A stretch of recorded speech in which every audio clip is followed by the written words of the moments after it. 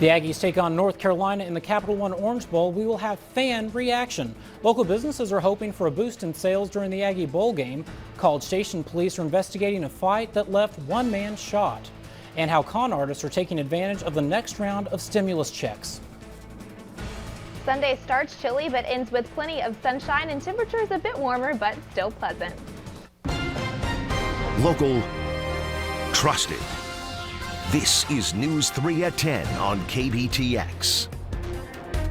The Aggies are taking on the Tar Heels down in Miami tonight at the Orange Bowl, and here is your scoreboard update. Texas A&M is currently trailing UNC with a score of 20-27 in the fourth quarter. Tyler Shaw will have more coming up in sports. College Station police are investigating a fight that led to a man being shot this morning. The incident happened at an apartment complex in the 600 block of University Oaks Boulevard. Police say multiple people were fighting and carrying guns. Police tell us the person shot is expected to survive. No one has been arrested for that shooting yet. One person was arrested on scene for unrelated charges of evading arrest and drug possession. State troopers also arrested a College Station man for unlawful possession of a firearm by a felon after responding to gunshots at the Brazos River New Year's Day. Jacob Joel Herrera was arrested by the Highway Patrol after a state trooper responded to FM 60 at the bank of the Brazos River. DPS says the man was in possession of a firearm and is a convicted felon. He is also facing charges for threatening the trooper after he was arrested and for public intoxication. It's unclear what he and two other men were doing at the river. He's still in jail with bonds set at $14,000. Tonight in Fairfax, Virginia, 2 security guards and 1 deputy were shot at a Walmart. At about 5 o'clock this evening, 2 security guards attempted to escort a man in his 20s to the office in suspicion of shoplifting. While a deputy tried to take him into custody, police say he pulled a gun from his waistband, shooting both security guards as well as a deputy. The suspect ran off and is still at large. Both of the security guards and deputy are reported to be in stable condition. The latest tally of vaccinations is 3 million doses administered. That's nowhere near the 20 million vaccination goal set by Operation Warp Speed for the end of 2020. Additionally, U.S. infections have now topped 20 million cases. Tom Hansen has the latest. With 2020 behind us, hopes placed in vaccines are already plagued by confusion and long lines. Vaccine distribution has been anything but warp speed in several states. In Jacksonville, Joan Tischer camped at her car overnight to make sure she was one of 600 people to get the first shot. It's better than a night in the ICU. Elsewhere in Florida, cars stretched as far as 3 miles. In Cleveland, Tennessee, where the positivity rate is 27%, many were turned away after doses ran out. So far, just 12.5 million doses have been distributed, and less than 3 million have actually been administered, not even close to the 20 million vaccinations pledged by the end of the year.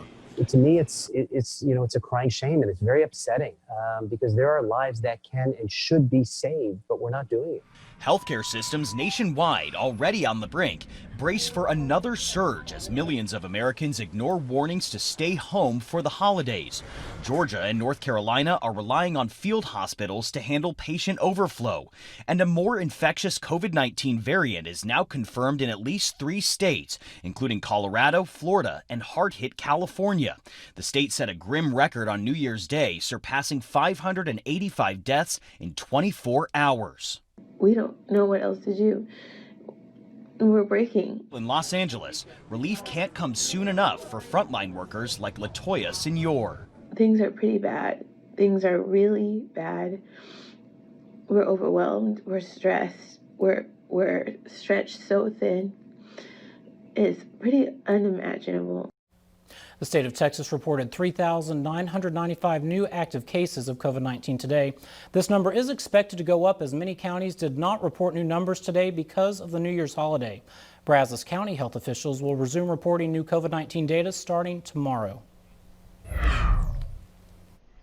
Well, it was an absolutely beautiful day across the Brazos Valley. We had plenty of sunshine and blue skies kind of as we were able to work the cloud cover out earlier this morning. That made us be able to kind of reach the mid to upper 50s across a good portion of the area. And then the farther south and west you were able to go where those clouds kind of cleared a little bit earlier. We were able to get up into the low 60s officially at Brenham Airport. But since we do have that drier air on hand, temperatures have been able to fall pretty quickly, currently sitting in the mid 40s here here at Easterwood Airport as well as on the north side of town out at Coulter Field. As we head into the overnight hours tonight, though, I do think we will continue to keep kind of that cooling trend on hand thanks to mostly clear skies, waking up to temperatures in the mid-30s with wind chills in the low 30s. So it is definitely going to be a morning to bundle up if you were headed out to church early or just kind of kicking off any early Sunday morning activities outdoors. That'll take us into the rest of the afternoon. Plenty of sunshine is in store for the rest of our Sunday. That will help warm temperatures again with a little bit more of that drier air in place to the mid-60s by the afternoon hours. So it will be considerably warmer than what we saw out there today, but it'll still be very pleasant. And I'll get you an updated look at what we can expect heading into next week coming up here in just a few minutes. Thank you very much, Mia. You could feel the excitement in the air at a local bar tonight. Aggie fans gathered at Kearney's Pub and Grill in Bryan. Fans with their food and drink in hand cheered as Texas A&M took on North Carolina in the Orange Bowl. While most fans were still disappointed that the Aggies didn't get a chance to compete for the national championship, fans we spoke to say they're still glad to compete in the Orange Bowl. It's very good for our team. We've been winning a lot this season. We just scored another touchdown. We'll have much more on the game coming up in sports. Local businesses in Aggieland also hope for a boost in business from the game. Bars and restaurants like World of Beer, Bar and Kitchen, and Hungry Howie's Pizza in College Station began their game day preps early this morning. Both businesses were expecting a busy game day. They say they're doing everything they can to make sure customers have a safe, enjoyable game day experience, whether you get dine-in, takeout, or delivery. Usually Aggie football game on TV does bring a lot of delivery business. We offer our no contact delivery and our curbside pickup as well. But, you know, people are at home watching the game. Sometimes they don't want to go out. You know, encourage everybody to enjoy themselves while keeping the safe distance and, you know, keeping the Aggie spirit. The businesses we spoke to today say the safety of the staff and customers is top priority, and they're continuing to follow the guidelines set by the Brazos County Health District. Coming up, how con artists are trying to scam you as the next round of stimulus checks comes out. And later in sports, Texas A&M is one of 3 SEC schools going for a bowl win today. A warming trend takes us into the back half of the weekend as the sunshine sticks around. We'll get you an updated look at the week ahead coming up here in just a few minutes.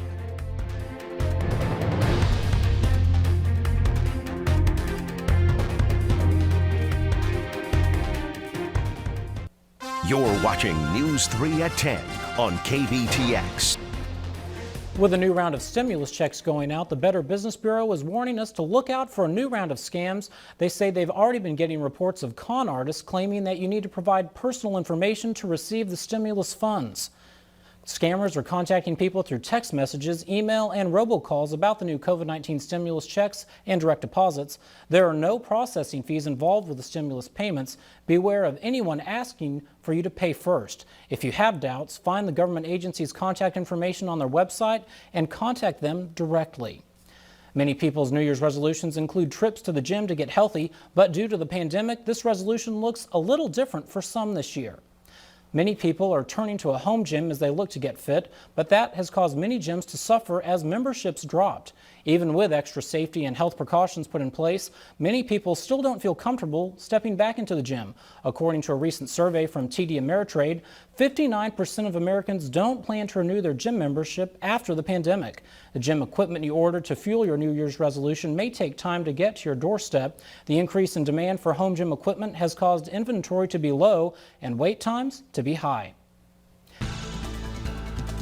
Well, coming up, we look at the research of tiny but dangerous threats to our environment. Plus, Mia Montgomery takes a look at your forecast after the break.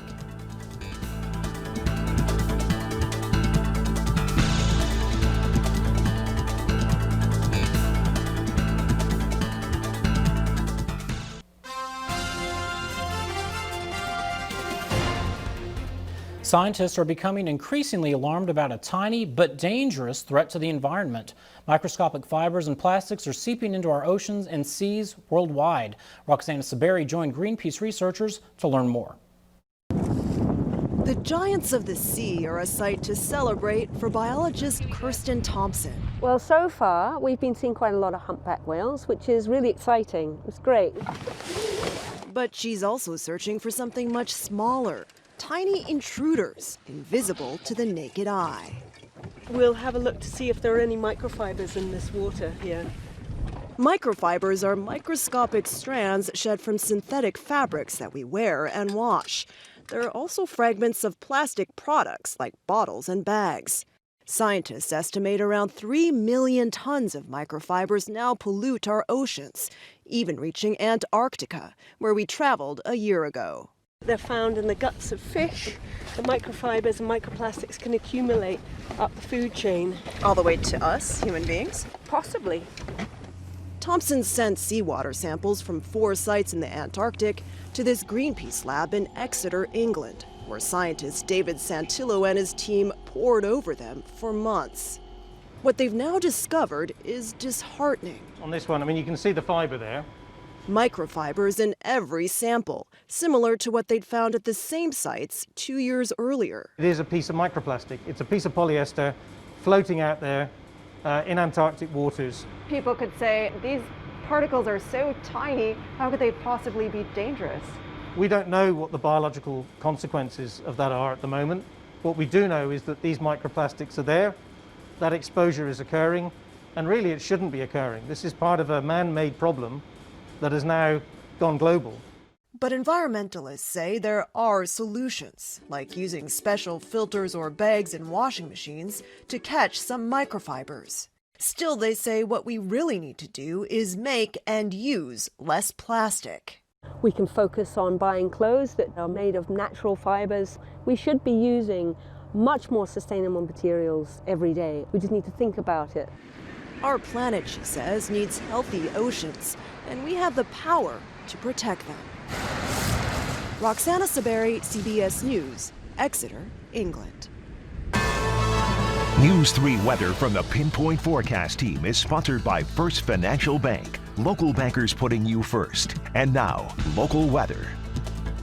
Well, we had an absolutely beautiful day out there for our Saturday. Plenty of sunshine and blue skies, and we're going to kind of take that into the back half of the weekend as well. I do think we will continue to see plenty of sunshine, but temperatures will be considerably warmer, but still pleasant as we head into our Sunday afternoon. We're going to hold on to that quiet weather pattern into the beginning of the upcoming week before we start to monitor a few changes into the forecast as we get a little moisture back into the Brazos Valley and we watch our next cold front move into the area by the middle of next week. So we'll talk all about it and really just dive into the forecast. We have a high pressure system that's kind of just anchored overhead, and that's what kind of just gave us those calm conditions throughout the day today. And as we get a look here at satellite and radar, there are a few clouds that are trying to move into West Texas, but other than that, we're pretty much just quiet on this Saturday night. And that'll be the tune that we kind of take into the back half of the weekend. We start chilly tomorrow, waking up to temperatures in the mid-30s with wind chills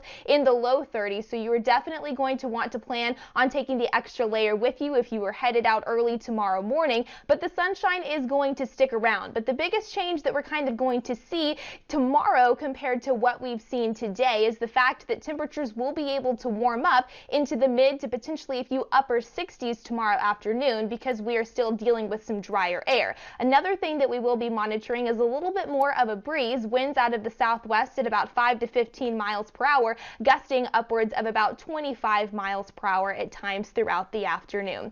As we kind of head into the beginning of the upcoming week, we are going to continue to see a high pressure system sit overhead in the upper levels of the atmosphere, and that's what's going to keep us quiet and calm, and that's also what's going to bring the sunshine as we head into our Monday and even into our Tuesday. And that's what's going to kind of help our temperatures warm up a little bit each and every afternoon. Upper 60s, near that 70-degree mark by Tuesday, but you'll kind of notice the difference between where we wake up in the morning tomorrow and especially even into Monday in the mid to upper 30s, and then we're expected to warm up about 30 degrees throughout the day with our temperature sitting in the upper 60s by the afternoon. That's because we have that drier air on hand. But as we head into the middle of the week, you'll notice there overnight lows on Wednesday considerably higher in the low 50s.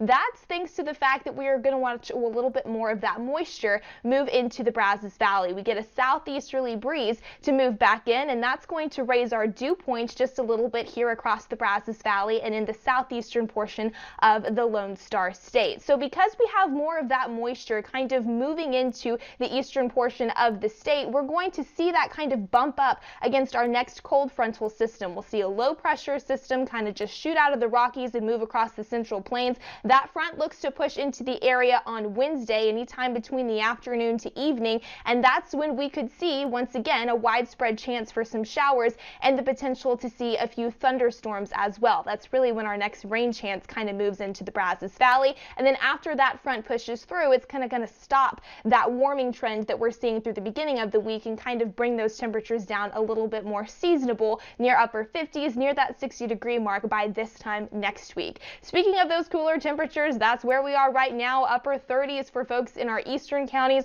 low to mid 40s for everybody else. It is going to be a chilly night out there, and we are waking up to temperatures in the mid 30s, so definitely bundle up if you were headed out early tomorrow morning. High pressure in the upper levels of the atmosphere is going to stick with us and kind of keep us in that quiet weather pattern heading into the upcoming week with that warming trend before we start to watch rain chances and that next cold front move through the Brazos Valley midweek.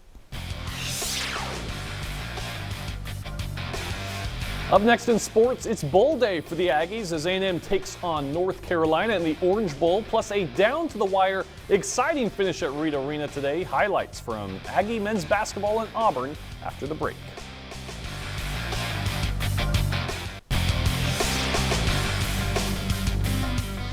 Well, what a way to end the 2020 football season and start 2021. Texas A&M football in just their second ever Orange Bowl appearance. The 5th-ranked Aggies finished the regular season on a 7-game winning streak, going 8-1 in their all-SEC schedule. Now, they barely missed out on the playoff, but they did get a New Year's Six matchup with Mack Brown and 13th-ranked North Carolina. Now, this game still going on in the fourth quarter, so we're playing by the rules. Not able to show you the highlights yet, but here's the stats. A&M just scored on a Devon Achane 76-yard rushing touchdown, so they now lead at 34-27. And just like the score, it's been pretty even across the board. Of course, now the rushing yards well in A&M's favor thanks to that Achane 76-yard run. The time of possession's been a story in this one. Normally during the season, A&M has dominated. They still lead today, but just by a few minutes. Now, Ole Miss taking on 11th-ranked Indiana in the Outback Bowl earlier today. In the third quarter, Rebels up by 7. Snoop Connor runs 4 yards untouched into the end zone to take a 20-6 lead for Ole Miss. But the Hoosiers come back in the fourth. Steve Scott punches in his second TD of the quarter to tie the game up at 20. Rebels didn't waste any time responding. Matt Corral fires a dart to Dontario Drummond for the touchdown, and the Rebels take down the Hoosiers 26-20 to finish 5-5 on the season. Kentucky and North Carolina State squared off today in the Gator Bowl. The first touchdown of the game goes on a Chris Rodriguez 4-yard run. That helped the Wildcats build a 13-0 halftime lead. NC State would come back. Fourth quarter, Zonovan Knight takes the handoff and scores on a 13-yard run. That cuts the Kentucky lead 16-14. Later in the fourth, Rodriguez going back to work. He finds some running room, races 26 yards to the end zone. As a team, the Wildcats run for 281 yards in a 23-21 win over NC State. The Texas A&M men's basketball team opening the home portion of their conference schedule today against Auburn. In the first half, it's Kevin Marfo starting the scoring for the Aggies with the two-handed jam that ties the score up at 2 apiece. Auburn picks up a steal. Justin Powell alley-oop to Alan Flanagan. Score tied at 4, and they'd go back and forth like that for a while until Quentin Jackson knocks down the 3-ball. Part of an Aggies 11-0 run. They go into the half up 33-22. Into the second, A&M builds on their lead. Jackson knocks down another triple to extend the lead to 14, but Auburn battles back off the fast break. Thor to Devin Cambridge, gives it back to him for the dunk, and the Tigers within 3. Jalen Williams picks up the steal, gets it up to Cambridge for 2 off the glass. It's all tied at 64. Just over a second to play. Tied at 66. Andre Gordon's going to take care of business. Makes a move and gets the jumper to fall. Aggies come away 68-66. Just get a bucket, for real. We need it was tied at 66-66. Get a shot on the rim. I don't know, it's a dream come true. You think of that as a little kid. So when you make big plays like that, it really stands out to you, and just it builds a lot of confidence going on to the next game. So just really excited I could help my team out and get the dub. The Aggies will be back in action on Wednesday. They take on South Carolina on the road. The A&M women's basketball team starts their conference schedule tomorrow on the road at Florida. The Aggies were supposed to host Tennessee on Thursday, but the Vols had to postpone due to COVID-19. The 9th-ranked Aggies have rolled to a 9-0 start to the season. The Aggies feel prepared for the start of the SEC play because of how well they mesh and play together as a team. They're very team-orientated. They're very much into sharing. And I can change the lineup at any time, and I don't think I'm going to have kids go to the bench and start pouting or anything like that, because it depends on the team that we're playing. And I like our chances going into the Florida game. Tip-off between the Aggies and Gators is set for noon tomorrow, and that'll be televised on the SEC network. In high school hoops, A&M Consolidated girls starting the new year hosting Brenham. First quarter, Ariana Lewis with a nice move to get inside, then lays it up and in. Count that bucket and the foul. Cubets down by 1. Second quarter, still a 1-point game. Kira Merrill takes it coast to coast. Finishes with the up and under layup at the rim. And Courtney Hopkins hits the baseline jumper for the Lady Tigers. And Lady Tigers take a 4-point lead, but Lewis is going to get the steal and lay it in. Brenham takes it down to the wire, and they hold off A&M Consolidated 41-40. Now that's it for sports. Texas A&M still with a 34-27 lead with just about 2 minutes to play in the Orange Bowl. We'll be right back, but first a quick look outside from our Live by Network. Here are tonight's winning lottery numbers.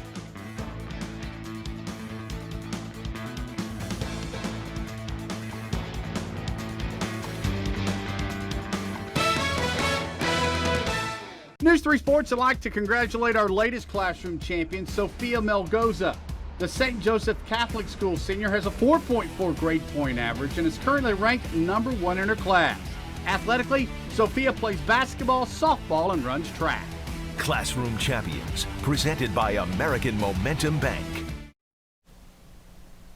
Well, if you can't sleep, or maybe you're just planning on getting up really, really early, you can try to catch the quadrantid meteor shower that peaks early tomorrow morning. The best viewing will be in between about midnight and just before sunrise. Now, we are expecting mostly clear skies, but the moon is going to be pretty illuminated out there, so that could kind of hinder some visibility. But if you do want to try and look at some of those meteors, just look to the north near the Big Dipper and kind of follow the arc of the handle, and that'll be the general area. And it'll be pretty chilly out there if you do want to wake up early and try to catch that. We are waking up to temperatures in the mid-30s for our Sunday morning. Plenty of sunshine and drier air is going to take us into the afternoon, which is going to make it considerably warmer, but still feeling pretty good out there tomorrow afternoon, with highs topping off in the mid to upper 60s, and then we'll continue to keep that quiet weather pattern and a warming trend into the beginning of next week. Beautiful weather, and looks like the Aggies may be able to pull this one off, Tyler. Looks like it. 2-score game now, 40-27, so you can celebrate that win tonight. All right. Hope to see you guys tomorrow night at 10. We'll see you then.